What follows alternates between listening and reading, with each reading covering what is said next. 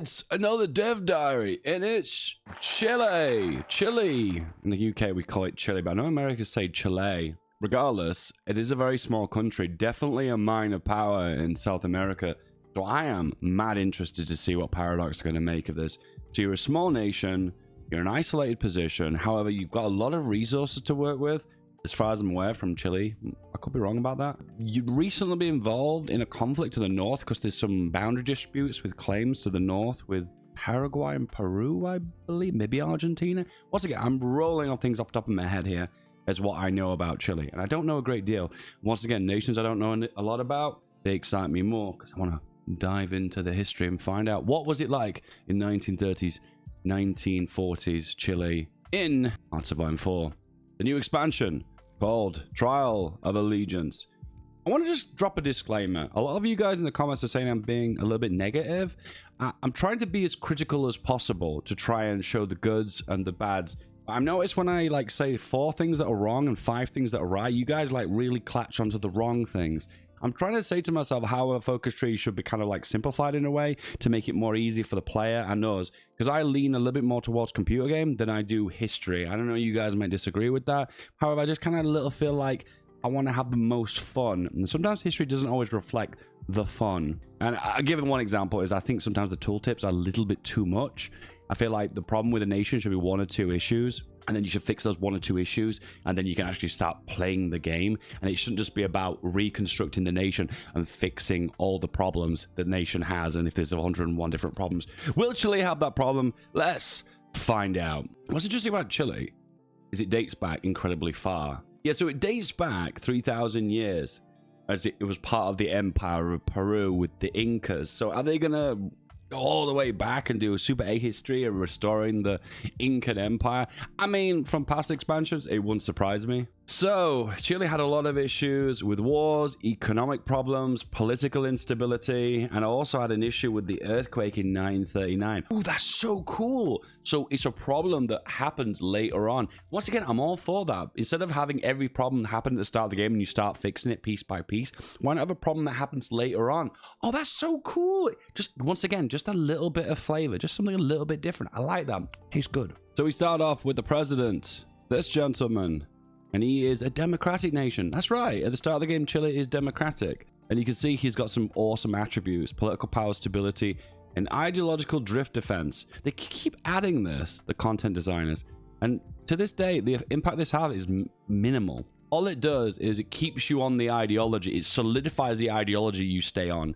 So as an example, the UK and USA are democratic and they have like an ideological drift defense of like 50% or something. So it basically just means it solidifies any changes to that ideology based on the ideology you stay as. So it means that a 50% impact of changing you to communism, if you're democratic, if you've got this ideological defense, will mean it'll slow down by half. Does that make sense? It's such a strange mechanic. It plays a lot of impact in multiplayer, particularly if someone's trying to insert propaganda into your nation, for instance, but otherwise it just doesn't seem to work as a part of a normal Hoi game. So they love democracy in Chile, and they love it, and it's politically strong. Chile has grown quite a bit since independence, having conquered the south of Mapuche, as well as the, lots of bits and pieces. So this, it was conflicts with Bolivia and Peru, which conquered this northern part, though having to sold this region back to Peru in the Treaty of Lima in 1929, which was used to try and fix their economic problems. Interesting.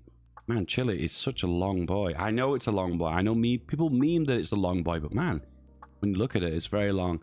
And here we go. So let's call this out on one hand. So it has manpower issues. It has economic issues. It has war support issues. It has production efficiency issues. More manpower. Stability issues. Oh, it has a production efficiency cap gain though. These are always strange to me. Like you take this away here, but then you give it back on another focus. I don't know. It's really strange to me that. Once again, it feels to me like if one thing does one thing and then another thing does another thing that counter each other out, what's the point of even including it? Because it's just cancelling itself out. Once again, I'm giving honest critiques here. And I think that's awesome. Production efficiency cap of 15%, that's massive. It's huge. It's a big bonus. And I'm excited about that. It's a bit strange to me that we have a production efficiency issues on the other end. I suppose it's to balance out. It's almost like Chile is like a concentrated industry from the very, very beginning. Interesting. Anyway, what's up? We got more political power issues. But we're gaining political power here to lose political power here. Once again, I just don't really think this is a very cool system. More stability, more war support, issues with fascism. Then we have some decent buffs for the army. Okay, that's kind of cool. A bit different. Basically defense on core territory. And then the recruitable population's back as well. Now, I mean this in the most... Once again, I have so much support for Paradox and Hearts of Iron 4. I love this game. Honestly, I love this game. I won't be sitting in this room right now if it wasn't for Paradox. Man, it just frustrates me so much that we need to fill this tooltip full of bump and crap. Then to have another national focus that gives it back. So what's the point? It's like minus 5%, minus 10%, plus 5%. So it's a net loss of minus 10%.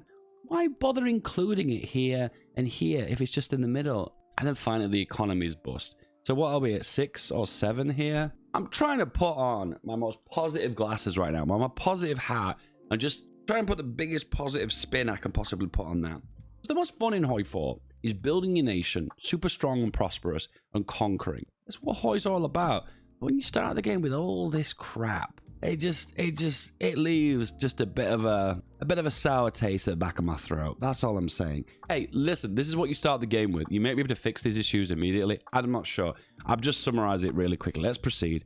So we have a militia as well. It's giving me Switzerland vibes. That's scaring me a little bit. But man, these icons are really cool. Look at that. Chile also has some cool 3D models. Kind of cool, I guess.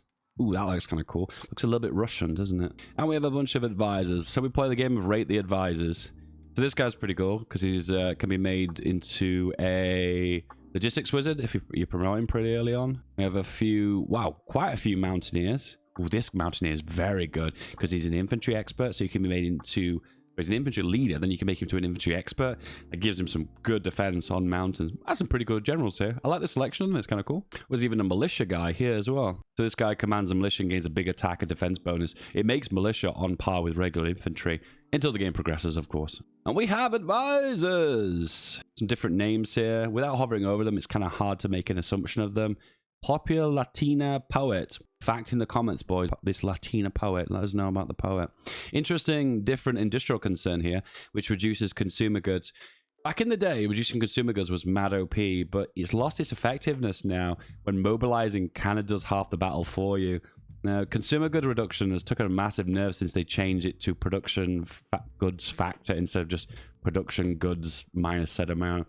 So honestly, I don't think this is very good in context. The only time this would be effective is if you're stuck on partial MOB, I suppose, and you can't get war economy because you're a democratic nation, and it does kind of gets you over the edge, so you've got a little bit more than you would normally have, I guess. Honestly, I'm just saying it here. Consumer goods used to be really strong. 5% reduction in consumer goods used to be mad strong.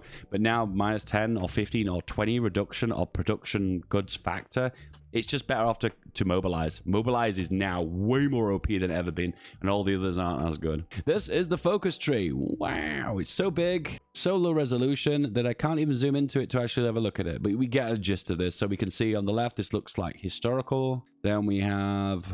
Ooh, it's hard to make out. It looks communist here, maybe. Maybe this is the fascist path. This focus tree is very big, too. Each individual ideological path is quite big, and there's something else going on the right here as well. I wonder what that is. Unfortunately, I can't zoom in because it's too low resolution. So this is the bit on the right. Oh, this is the industry stuff. Okay, that's cool, that's cool. Yeah, the industry is divided into 3 parts. The public works, the mineral extraction, and the post-peso devaluation. Peso. Promote immigration. Utilize the fame.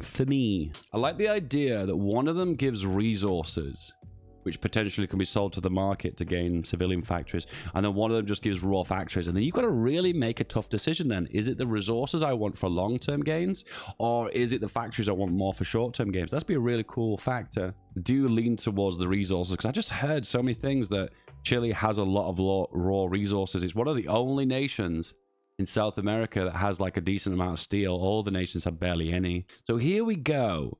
So the Chilean economy can be vastly improved with this focus, the public works. And remember, we saw before that the Chilean economy is, well, effed, I guess, effed. And the left one on the opposite end is about resources. Oh my God. And it gives dockyard output. Wow, that's different. And 10% is pretty girthy. Wow. So we're choosing between resources or infrastructure. Bit of a no-brainer, isn't it? This is definitely the win. Look at all that steel. tungsten or aluminium in every core state already providing one of those minerals already. So I wonder if there's a way you can game the system to make you produce resources, then go for this to gain additional resources. These resources are amazing. Remember, the 8 resources, 8 steel, is the equivalent of 1 civilian factory on the economy.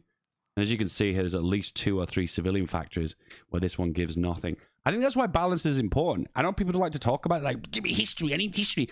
The truth is we have to talk about balancing, because it's a computer game, you know? Devaluing the peso gives consumer goods reduction. Once again, not as OP as it used to be, but I suppose that's decent at the very start of the game, especially if you're on toaster economy. Utilize the famine. I want to say famine. It's not famine, though, is it? Which gives mills and boosts the economy. And it also increases one of the MIFO sizes as well. And here we have the Chilean military branch, which is the same focus for Brazil and for Argentina, with a few things renamed and a few things changed around, for instance. But this is how you fix the Republican Army. Oh, hang on. No, the Republican Army is the OP one. That sucks. Basically, you get rid of it immediately with the first focus. You give me something amazing, and then you're like, no, we're taking it away. We've got the option here for extra attack and defense in the mountains. So obviously Chile is a mountain nation, hence the reason why you gain these bonuses. The 10% movement speed is kind of cool. The rest of them are kind of just a little bit too small to be worthy. I always have a bit of an issue with this when you get something interesting, not OP, interesting, but it's so far down the focus tree, it kind of makes me questions like, well, when we get down here, we're already near the end of the game, and when you give something like 5% and it's so small, it's like, well, what actual impact is that actually going to make? Probably not a lot. Mountain warfare training. Is that... Oh, hang on. Sorry. This is enabling this. All right. I thought this was like a support company. The history, and I can't zoom in because it's low resolution. The democratic focus path covers elections, political changes, industrial management. Fascist and communist path explores choices of alliances and territorial expansion. Classic. Why can't the democratic path go down an expansion path? I feel like everything's a little bit cliche. We've seen it before. But why can't there be like a jingoistic Democrat, for instance, you know? You choose between a jingoist Democrat or a pacifist one, and the pacifist one gives consumer goods reduction and civies and war support and stability. Well, not war support. But then the jingoist one loses stability but gains war support. And then we can have this balance between, well, democratic is now fun, right? Democracy fun. The alternative branches explore the monarchy and the Mapchite nationalist movement. Mapchi. Once again, guys, as you probably already know, not Spanish speaking, never lived in Chile, probably pronouncing these completely wrong. Please be easy on me. I don't know why you're getting so upset. Please calm down. So at the very start of the game, Chile has to deal with the upcoming coup. And this is the coup. I guess you embrace the coup if you want to change ideology, right? Causing instability in the nation. Once again, giving me Mexico vibes, and then we can delay that by pressing these buttons. Pretty standard. Be kind of cool if it wasn't just political power you could lose for clicking these buttons. Maybe there'd be something else you could sacrifice just to make it a little bit different, you know? Maybe you lose stability, maybe. I don't know. I'm trying to put a spin on this to make it a little bit different, because political power is one of the most useful tools at the very start of the game. To lose that early on, it kind of puts you a little bit behind. But I suppose what they're trying to do is historically make these Latin American nations kind of weak, so therefore you have to pick up the pieces. So you can suppress the nachos, and that makes you basically delay the civil war. Basically, this is basically how the Mexican system works. Inflation control, consumer goods, construction speed, good times. Now, if you go the democratic path, we've got an option for different presidents. You can see here political power, options for stability, a little bit of communism, interesting. Also the election in 1942, which gives an option for another communist guy. So it seems like the politics of Chile are a little bit more left-leaning, so a democratic path is a little bit more communist, I suppose. It's kind of nice that it's a little bit different, I suppose. So you've got like a democracy fighting with a communism internally. Does it really have any game mechanic reasons to exist? Probably not, no. And then we have the anti-communist action. Is this part of the focus tree? Oh yeah, here we go. So the conservatives are obviously more anti-communism. As you can see here, you lose communist support. What difference does that actually make, though? Probably not. I don't mind that these exist, but there needs to be some kind of internal game mechanic for a reason to exist. Like, for instance, if you get too much communism, for instance, from sticking it up too much from going from democracy, maybe the other part of the focus tree activates for communism, and you have to go down the communist path. So you're constantly playing this battle of like, oh, I want all the benefits of a communist nation, but then you get too much communism and you actually go communism, like, oh, I actually want communism. You know, like some kind of internal mechanic to actually make it interesting. Because at the moment, these are just numbers on a screen, you know, it doesn't really make much difference. Anti-socialist grumblings in the military. Oh no, is this a coup? Protect Easter Island. Easter Island is known as to the Rapa Nui to the locals. It's constantly threatened by the fascists to the west. We must not only fortify the island, but its harbors. It's also apparently strike anyone who would lay claims to the Pacific Ocean. This is kind of a way of getting you into the Pacific, I guess. It gives you a war goal against Japan. Oh, and also gives you a war goals against New Zealand and Australia if they're fascist or non-aligned. That's interesting. Nice, it's a bit different, I suppose. 35-day focuses that gives 2 naval dockyards. Nice. So this is different, and this excites me. So this loses stability, loses manpower, loses consumer goods.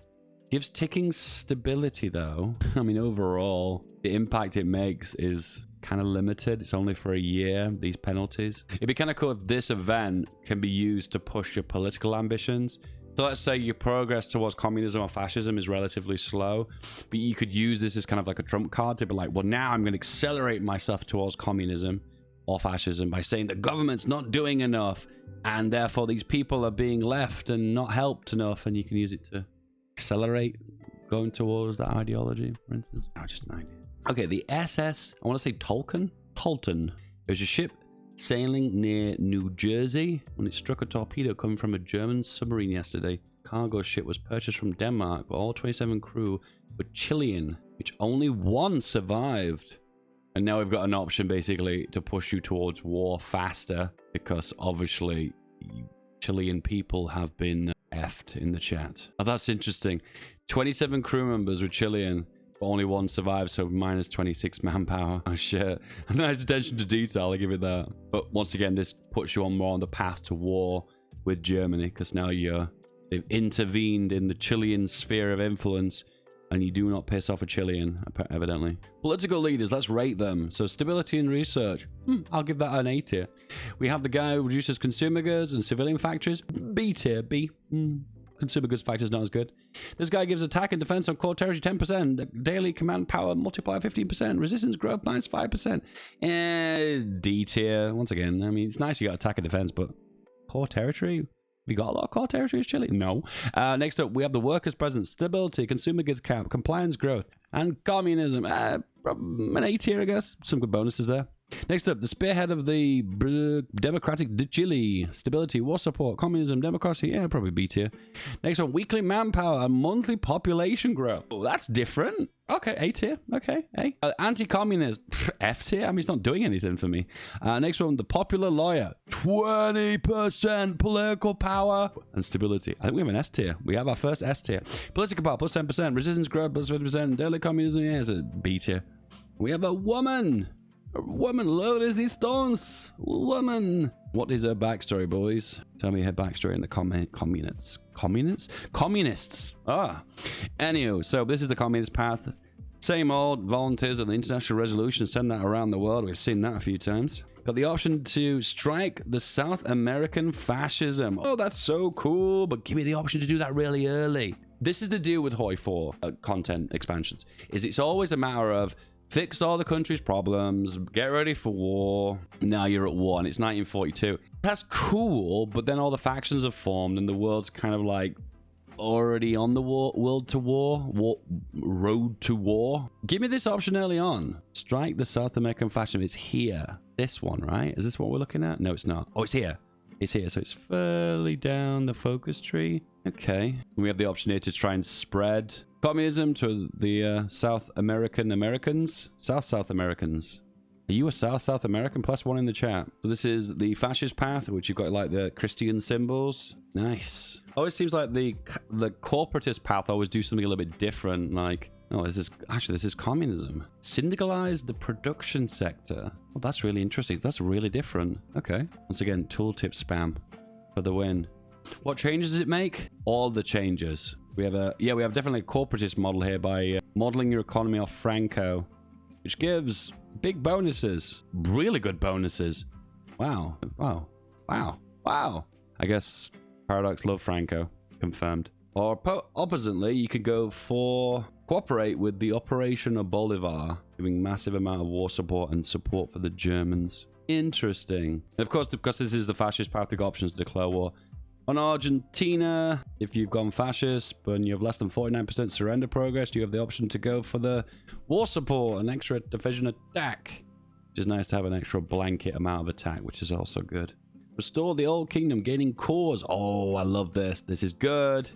Chile will now be known as the Kingdom of Chile. Oh, that's so cool. And you could control all the South America. Press 1 in the chat if you are a South American. I love stuff that gives you cores. So obviously we have a new favorite path here. This focus does a coup, and it gains 60% support for non-aligned. Man, you're not messing about there. Give me the option to declare wars early, and then I'll be happy. Be happy, bunny. Invite the French. No, that looks boring. Rulers of the Incas gain war goal against Peru and Ecuador. Whereabouts is this focus? This is really far down the focus tree. An option to gain cores. It looks like the fascist path is definitely the strongest path of them all. So you could declare basically a crusade. Interesting. And we have loads of decisions here. This looks really cool because you can see the flavor here with the individual images. Liberate the certain people, gaining stability, and creates puppet states. Oh, that's really interesting. I mean, to be fair, that is the more interesting of all the paths, isn't it? People love monarchist paths, and people also love these reactionary packs where you go back to like ancient civilizations and stuff. It's almost like a little bit of the EU4 audience rubbing off onto Hoi4. But I mean, to be fair, everyone's going to get mad hyped over stuff like this. And this is how you can do to South America. Wow. That is actually kind of cool. Well, we're not even done yet. The United States of Native America. The United Inuit States. Amazing. The Mayan States. Amazing. And we have a babby. Wee babby. Getting stability. Because he's a little cutie. That's what he is. Lad with a crown. And also recruitable population and war support. Recruitable pop is amazing. So I'm probably going to give this an S tier as well.